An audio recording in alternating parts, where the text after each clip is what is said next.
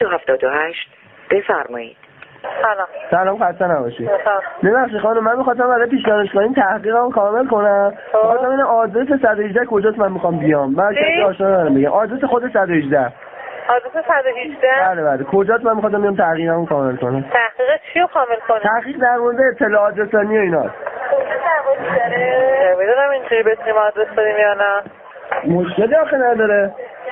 خب البته نگهبانی داریم، من اونجا به هر حال خارج از میتونیم اونجا مراجعه کنیم. خب من که آدرسشو ندارم که مراجعه. خیابون اکباتانه. آدرس بهارستان خیابون اکباتان. بپرسید ساختمان 118 هم. بهارستان خیابون اکباتان. خب پس من با پدر مادرم خدمت میرسم. مسخره مزخرف. خیلی ابلهی. ببین بفرمایید. سلام بله. سلام خسته نباشید. شماره نمایندگی گرند تو ایران رو. گرند. چی؟ گرند ویسکی گرند. الو شماره نمایندگی ویسکی گرند تو ایران رو میخوام. گرند میگی؟ بله چیزی تحت عنوان گرند نداریم ما. لادرز چی؟ لادرز ویسکی 5 پهلوان ودکا آبجو هر چی شد نداریم آقا اینا رو. اینا که ثبت نمی‌کنن که. اینا ثبت نمیشه؟ نه اینا حرامه؟ اینا شماره‌اش حرومه. شماره‌اش حرومه یا خودشون حرومه؟ شماره‌اش حرومه. شما هم که بدت نمیاد. برای چی؟ تابلو دیگه. 5 بفرمایید. الو سلام چطوری؟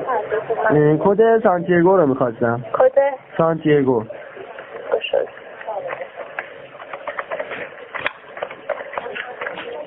سلام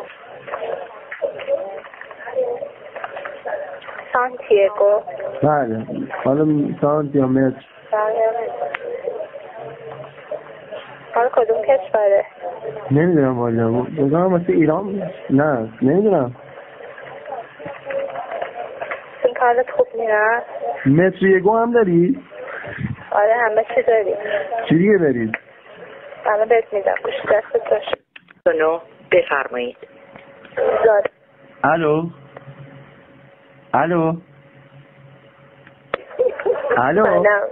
بفرمایید. من یه ساعت پشت خطم. الو بفرمایید. صدا من میاد؟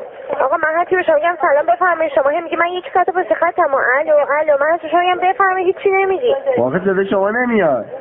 خب آقا بگین چی میخواین دیگه. پشیمون شدم. پس قطع کنم دیگه. پشیمون شدی. خود املش رو میخوام. بله خود املش.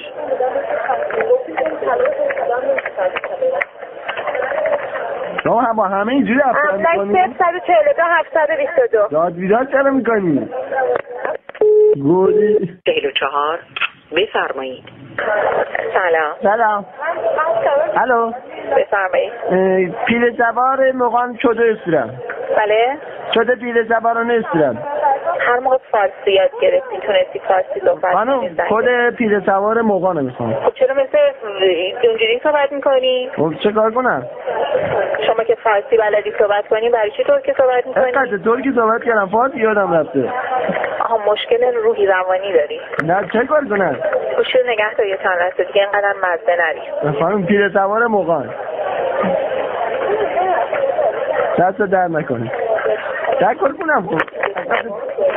چوکی داشت خانم داریم کلک میزنی ها. خداحافظ مهربون نمیخوام.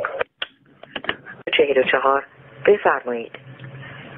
بله سلام علیکم. شماره خواجه عبدالله انصاری میخواستم.